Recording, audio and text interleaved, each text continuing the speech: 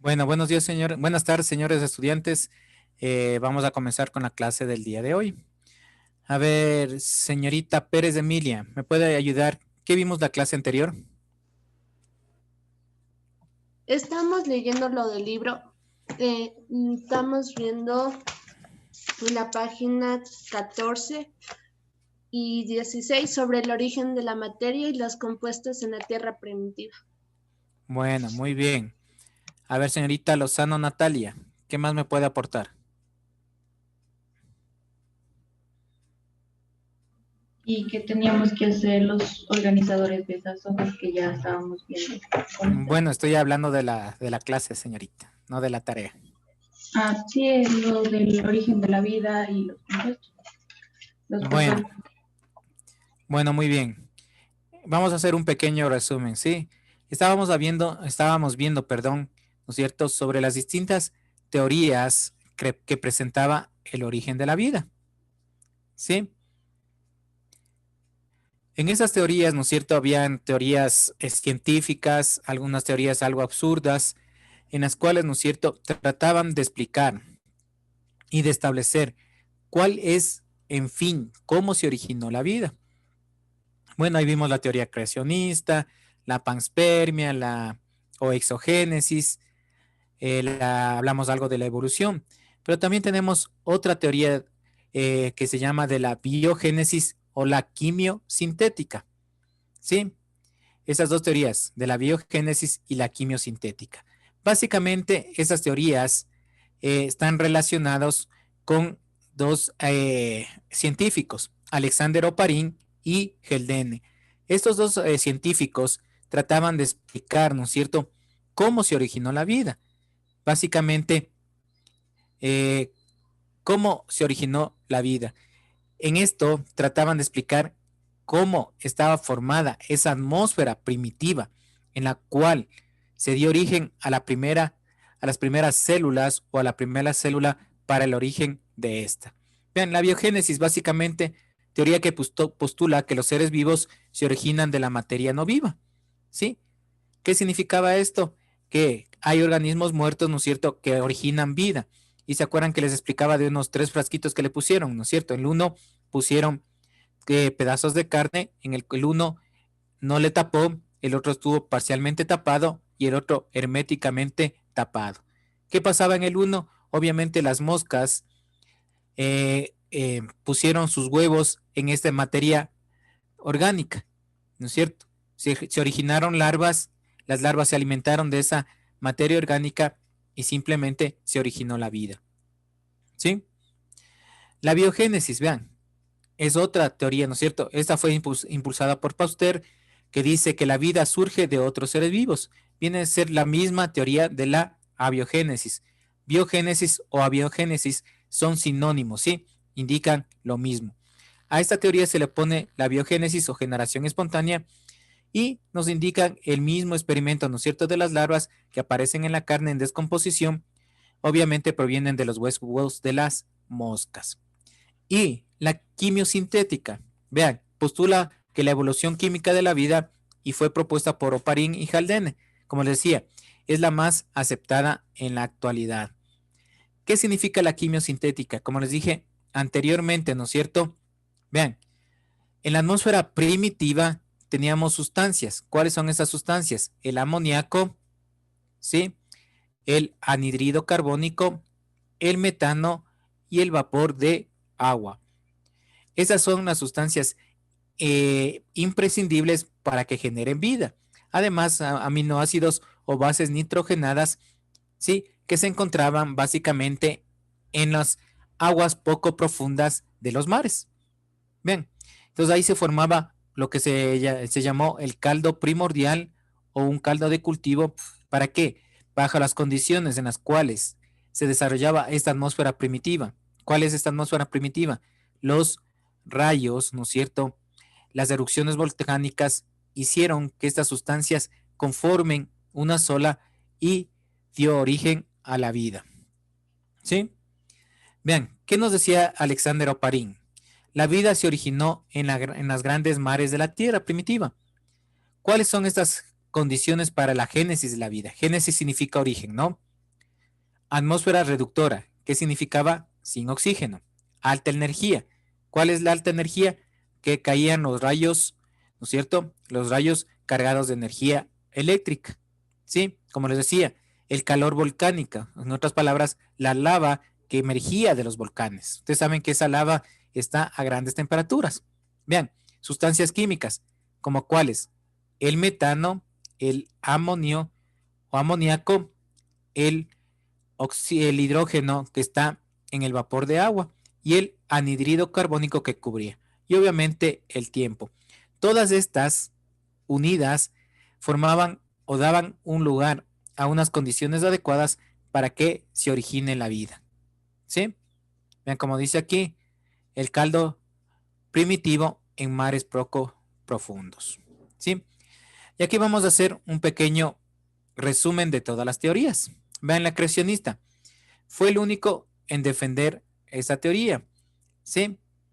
Esta teoría se enfoca en que toda la vida que lo rodea, el planeta y el universo, fue creado por un ser sobrenatural, ¿sí? Superior, que en las regiones se le denomina Dios, Alá, Jehová, ¿sí? Vean, ¿qué significa esto? Que todo lo que nosotros vimos, ¿no es cierto?, o conocemos o vemos, fue creado por alguien superior. ¿Dónde encontramos estos? En los escritos, como son, ¿no es cierto?, antes la Biblia, el Antiguo Testamento y el Nuevo Testamento. Luego tenemos la biogénesis. Bien, básicamente fue formulada por Pasteur, ¿sí? También llamada como el origen de la vida, se utiliza para afirmar que la vida solo se puede transmitir a partir de los seres vivos. Dice, ¿qué significa esto? Si una araña pone huevos, lo cual produce más arañas. ¿Qué significa esto, no es cierto? Aquí, bueno, le pone como ejemplo las arañas, pero lo que nosotros vimos era con las moscas, que depositaban los huevos en estos pedazos de carnes y originaban vida. La abiogénesis, ¿no es cierto?, y la quimiosintética, como les decía, fueron apoyadas por Oparin, Miller y Geldene, y eso nos explica que la vida surgió de una forma espontánea, ¿sí?, a través de una atmósfera primitiva, y esta atmósfera primitiva aparentemente tenía las condiciones adecuadas para dar el origen a esta vida. Tenemos otra teoría, la del origen prebiótico, ¿sí? Básicamente, esta teoría nos indica que las formas de vida nacieron del mar, ¿sí?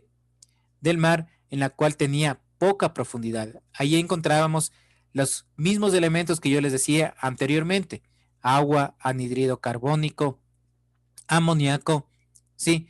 Y estas sustancias se iban acumulando y básicamente se combinaban, y gracias a las tormentas eléctricas, a la radiación solar, ¿no es cierto?, formaron algunas de las moléculas orgánicas que dieron origen a las primeras formas de vida. ¿Sí? ¿Cuál fue el principal exponente de esto? Fue la teoría de Oparin. Vean, este es un pequeño esquema, ¿no es cierto?, en el cual tenemos la atmósfera primitiva, la radiación ultravioleta, y a nivel de los mares se formaron básicamente estas sustancias orgánicas. Bueno, ¿alguna pregunta tienen hasta aquí, señores estudiantes? ¿Algo? Solamente les hice un pequeño resumen. Ahorita vamos a entrar a otro tema, ¿sí? Como ustedes vieron, básicamente vamos a hablar ya de la primera célula, o mejor dicho, de la célula que dio origen, ¿no es cierto?, a las distintas formas de vida. A ver, ¿alguien me puede decir qué entiende por célula?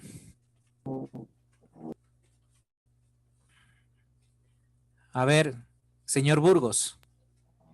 La célula es un microorganismo. Bueno, no es un microorganismo. A ver, señorita Sheila Loor, ¿qué me puede decir? ¿Qué entiende por célula? Que es parte del ser humano, es es un microorganismo parte del humano y del medio ambiente. Bueno, señorita Carrera, ¿qué entiende por célula? Lo que, o sea, es una unidad más pequeña que, o sea, puede vivir por sí sola en el cuerpo, en los Bueno, tejidos del cuerpo humano. bueno, la segunda parte no. Lo que estaba al comienzo sí, es la unidad más pequeña. ¿Pero de qué? Señorita Morales Emily, complete. Es la unidad más pequeña de dos palabras. ¿Seres vivos? Bueno, dijo con otras palabras, pero exactamente. La célula es la unidad más pequeña de la vida. Vean, así de sencillo, ¿sí? Pero esta célula cumple muchas funciones. Gracias a la célula, ¿no es cierto? Somos o se organiza la vida, en otras palabras. Si no hubiera célula, no hubiera organización de esta vida. Vean, la célula es la unidad de vida biológica, morfológica, fisiológica de todos los seres vivos.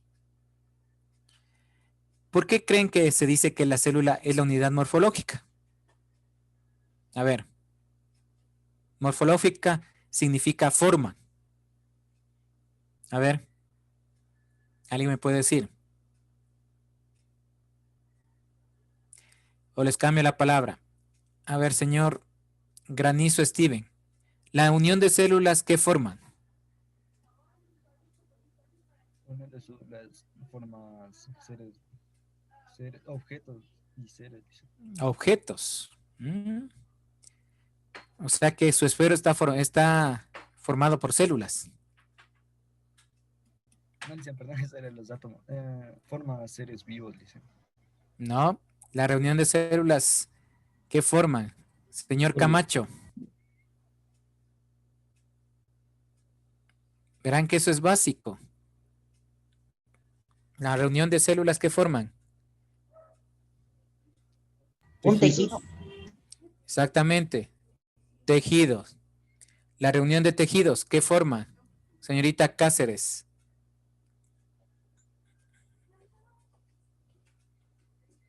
Verán que eso les dan desde la escuela.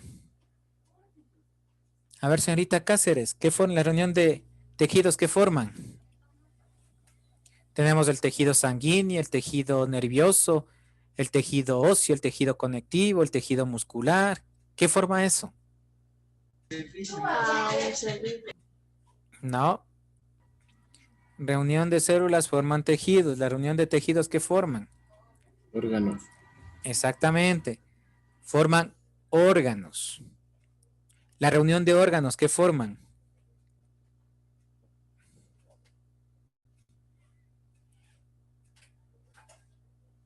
A ver, señores, son conocimientos básicos. Si ustedes no saben eso, simplemente, ¿cómo puedo yo avanzar con la materia? Son conocimientos básicos. La reunión de órganos forman, a ver, Los sistemas. exactamente, forman aparatos y sistemas. Y los diferentes sistemas, en este caso, formarán un cuerpo, el cuerpo humano. Vean,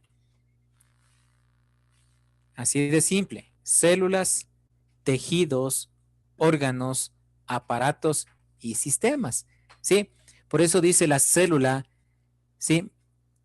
Cumple diferentes funciones. Unidad de vida. Morfológica, da forma, ¿no es cierto?, a los diferentes cuerpos. Fisiológica. Vean, ¿por qué es fisiológica? ¿Alguien me puede decir? A ver, acuérdense. Es la encargada de la mayoría de cosas del cuerpo o del ser vivo. Bueno, algo más específico. Ya les dio la pauta el señor. A ver, fisiológica, ¿por qué?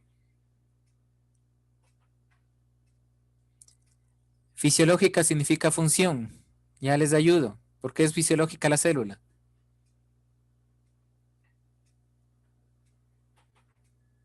A ver, señor Pinto. Porque cumple una función. Obvio, pues, por eso les digo, fisiológica significa función. Si el corazón no cumple su función, ¿qué pasaría? Señor Vizcarra.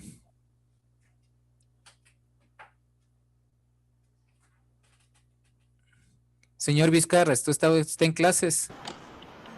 Sí, listen, disculpe.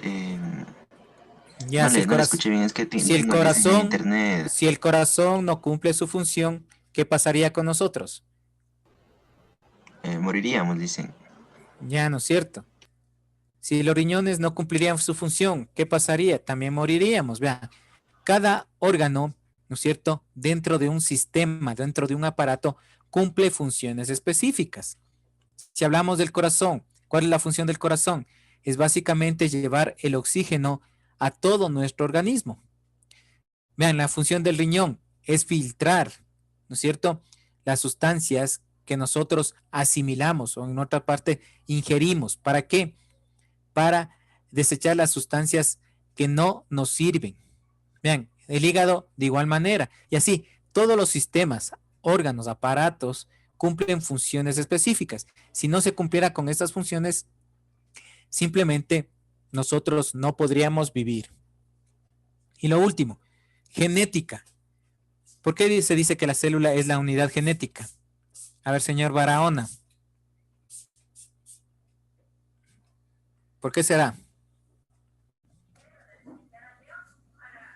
Porque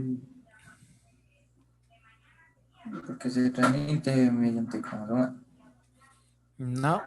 A ver, señorita Altamirano. ¿Por qué se dice que la célula es una unidad genética? Porque se transmite mediante cromosomas. No. Yo le sé. A ver, ¿cuál es su nombre, señorita? Morales, Y a ver, señorita Morales, ¿por qué? porque se encuentra el ADN Exactamente. ¿Dónde se encuentra el ADN? A ver, alguien que le ayude. en el núcleo. Exactamente. El ADN se encuentra en el núcleo de la célula. ¿Sí? Y este ADN es el portador de las características hereditarias que tenemos cada uno de nosotros. ¿Sí? Como decía la señorita después, sí, ahí tenemos los cromosomas o básicamente lo que es el ADN. Bien, por eso la célula es la unidad biológica. Biológica significa vida. Morfológica, porque da la forma a todos los organismos, ¿sí? Con esta clasificación, ¿no es cierto? Células, tejidos, órganos, aparatos y sistemas. Y fisiológica, porque cada uno de estos sistemas, aparatos, dentro de su grupo, cumplen funciones específicas, ¿sí? Si no se cumpliera con estas funciones, simplemente... A ver, señor Granizo, por favor, le voy a sacar de clase. No sé si será su hermano y por favor que se retire. Debemos respetarnos, por favor, señores. Usted está en clases. Entonces les decía, ¿no es cierto? Y genética, porque ahí tenemos todos los cromosomas. Vean, para esto tenemos lo que se llama la teoría celular. Esta teoría celular, ¿sí?, nos indica postulados acerca de la célula. Y el primer postulado es: todo ser vivo está formado por una o más células. Ese es el primer postulado de la teoría celular, que todo organismo está formado por una o más células, ¿no es cierto? Con lo cual se comprueba, ¿sí? Porque la célula es el origen de la vida, ¿sí? O una primera célula siempre va a originar la vida. Como ya dijo la señorita Carrera, la célula es lo más pequeño que tiene vida propia. Es la unidad anatómica y fisiológica del ser vivo. Toda célula procede de otra célula preexistente. El material hereditario pasa de la célula madre a las células hijas. ¿Qué significa? Ustedes saben que hay células, ¿no es cierto?, que día a día mueren. Y de estas se van generando otras células. Vean las células de la piel. ¿sí? Ustedes saben que cada día la piel se va, muchas de las veces se seca, ¿no es cierto? Y se va descamando la piel. Esas células mueren, pero se originan otras nuevas células. Y como ya dijimos, el material hereditario pasa de una célula madre a las hijas, ¿no es cierto? Lo que tenemos en el núcleo celular, ¿sí? Pero el principal postulado de la teoría celular es esto, que todo ser vivo está formado por una o más células. Y aquí viene la pregunta del millón. A ver, ¿quién me puede contestar? ¿El huevo es una célula o no? Sí. ¿Por qué es una célula? A ver, ¿qué dijo sí? Porque de ese huevo se forma la vida, se forma el pollo. Así de simple. Sí. Seguro. Alguien que tenga una explicación más lógica. Señorita Noriega.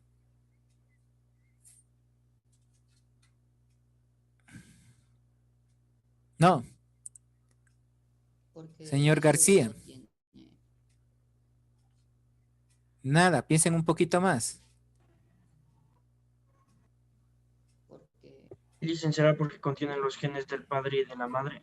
No, a ver. Que tiene núcleo. Ya, ¿qué más? Por ahí ya va. Vean, al huevo de la gallina, o hablemos de un avestruz, se le considera como una de las células más grandes, ¿sí? Tiene todas las características de una célula. ¿Cuáles son las partes principales de la célula? Señorita Pérez de Emilia. ¿Cuáles son las partes de la célula? Más prácticamente la pregunta. La membrana, ¿Ya? el núcleo ¿Ya? y... Le falta uno, en forma general. A ver, la membrana. No me acuerdo. A ver, ¿quién le puede ayudar? ¿Cuál es la parte que le falta?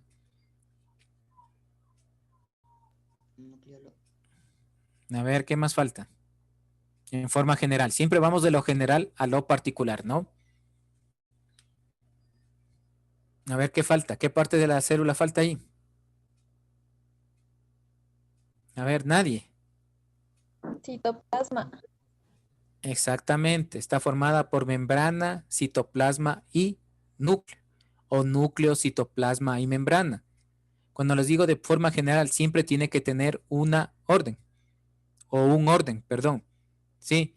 No digo membrana, núcleo, citoplasma. Sino estoy hablando citoplasma, sí, perdón, núcleo, citoplasma y membrana. O a su vez, membrana, citoplasma y núcleo. Si hablamos del huevo de la gallina, de un avestruz, tiene todas estas estructuras. ¿Sí? La membrana vendría a ser la cáscara. ¿Sí? El citoplasma vendría a ser la clara. ¿Sí? Y el núcleo vendría a ser la yema. Vean, y ahí viene la pregunta del millón. ¿Qué fue primero, el huevo o la gallina? A ver.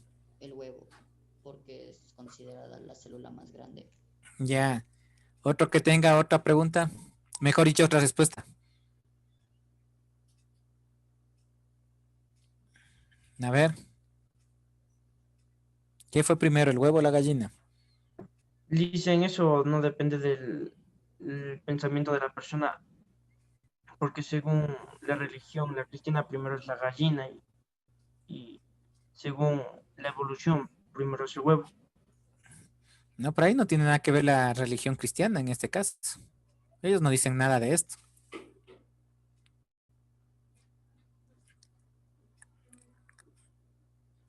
Vean, si vamos, ¿no es cierto?, de acuerdo a la teoría celular, todo ser vivo está formado por una o más células.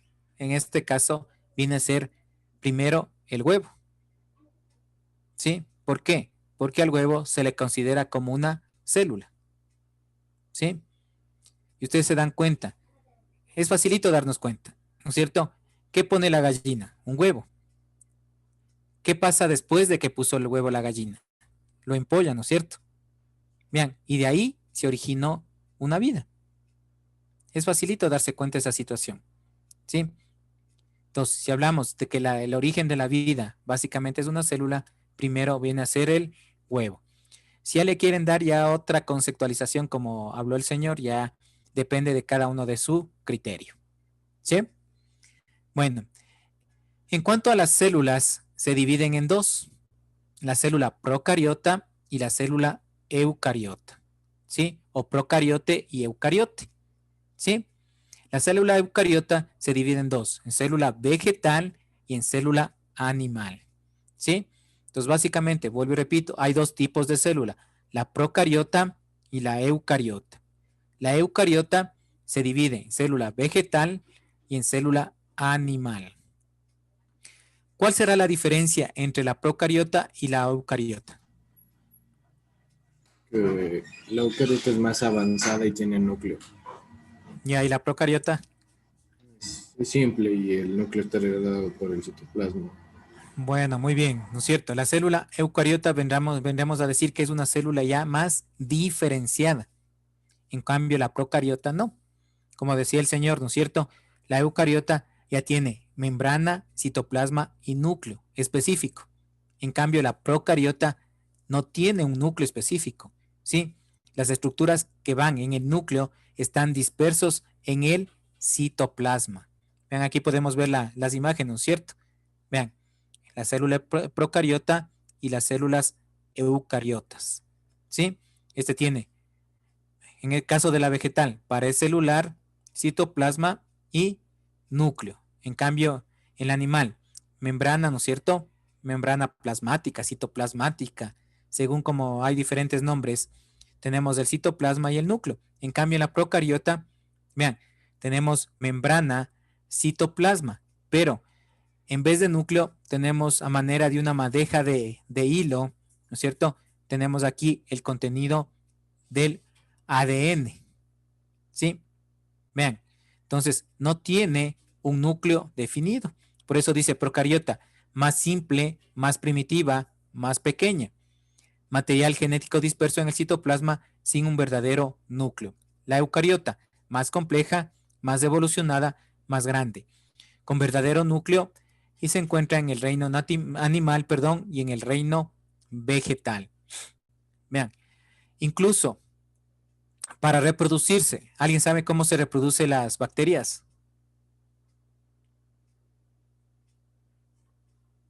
¿No? Suelen dividirse asexualmente. Exactamente. Las bacterias se reproducen por división simple, ¿sí?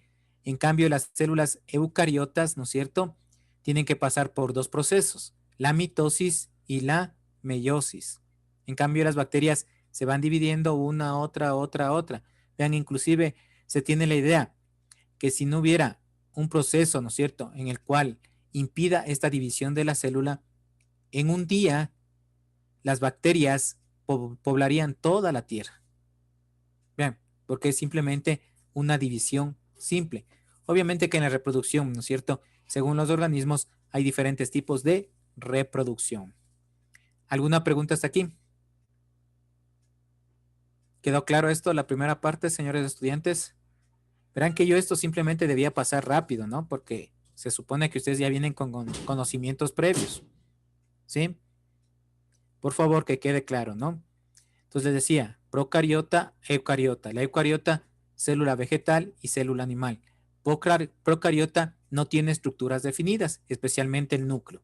Eucariota tiene todas las estructuras definidas, membrana, citoplasma y núcleo. Vean, aquí podemos ver de mejor manera la célula procariota, ¿sí? Vean, tiene la membrana, ¿no es cierto?, el citoplasma y aquí encontramos un nucleoide en el cual presenta a manera de unas fibras, ¿no es cierto?, a manera de una madeja. ¿Qué más características presenta esta célula procariota? ¿Sí? No tiene el material genético protegido por una envoltura nuclear. Carece de complejidad estructural. Como les decía, la célula eucariota es más definida, tiene todas sus estructuras definidas.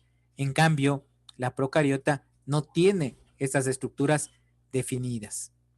¿Sí? Vean, haciendo un resumen.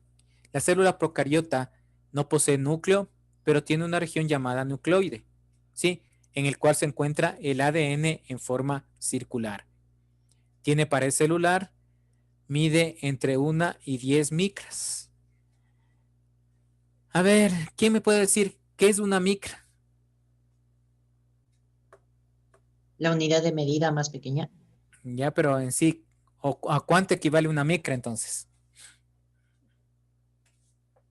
A ver, ¿alguien me puede decir?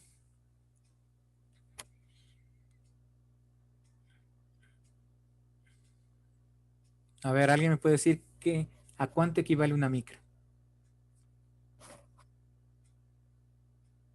Para que vean la proporción del tamaño, ¿no?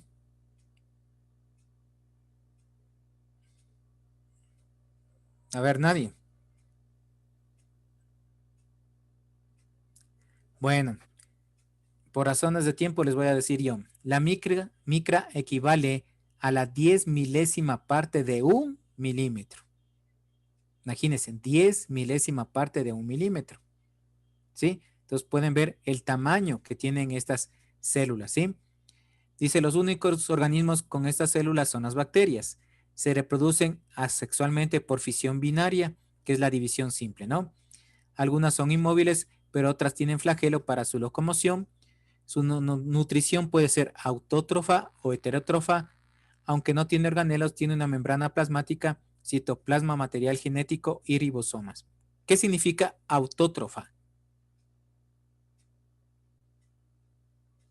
A ver, ¿alguien sabe? Que se alimenta por sí sola. O sea, exactamente. Ya, ¿y heterótrofa?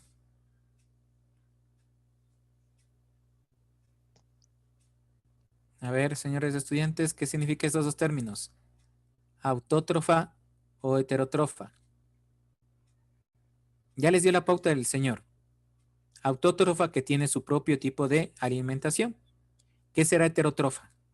Necesita de otros organismos para alimentarse. Exactamente, necesita de otros organismos para poder alimentarse y de esta manera poder sobrevivir.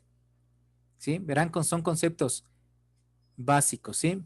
Este simplemente es un cuadrito, ¿no es cierto?, que nos indica lo mismo. Muy primitivas, muy pequeñas, muy simples, ¿sí? Y solamente tiene un cromosoma, que es este ADN, es circular. ¿Tienen alguna pregunta hasta aquí? ¿Tienen alguna pregunta, señores estudiantes? ¿Quedó claro esta parte? ¿Sí les quedó claro? Verán que son conceptos básicos que ustedes deben saber. Yo simplemente en esta parte iba a pasar un poquito más rápido, ¿no? Porque tenemos que ver otros temas. Bueno, quedó claro. ¿Cómo está, capitán? Buenas tardes.